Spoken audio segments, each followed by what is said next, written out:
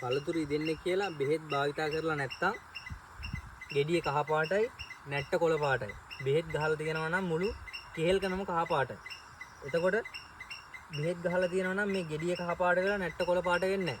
මේ ඔක්කොම කහ පාට වෙනවා. ඉතින් ඔයාලට හොයාගන්න පුළුවන් විදියක් තමයි සාමාන්‍යයෙන් බලන්න තැනින් තමයි කෙහෙල්කන ඉදෙන්නේ. ඇවරියක් දෙකක් තමයි සාමාන්‍යයෙන් ඉදෙන්නේ. මුළු කෙහෙල්කනම පාට වෙලා තියෙනවා නම් කහ පාට වෙලා තියෙනවා නම් අනිවාර්යෙන් ඒකට බෙහෙත් පාවිච්චි කරලා තියෙනවා.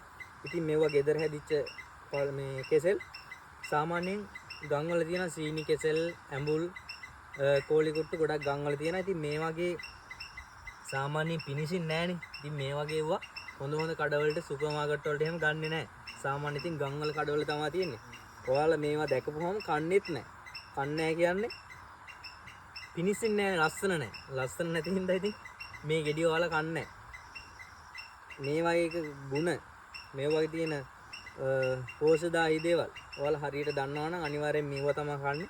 ඉතින් මේ වගේ දේවල් ඔයාලට දාන්නේ පුංචි අදහසක් ගන්න. අදහසක් අරගෙන ලස්සන දේවල් වලට රැවටෙන්න එපා.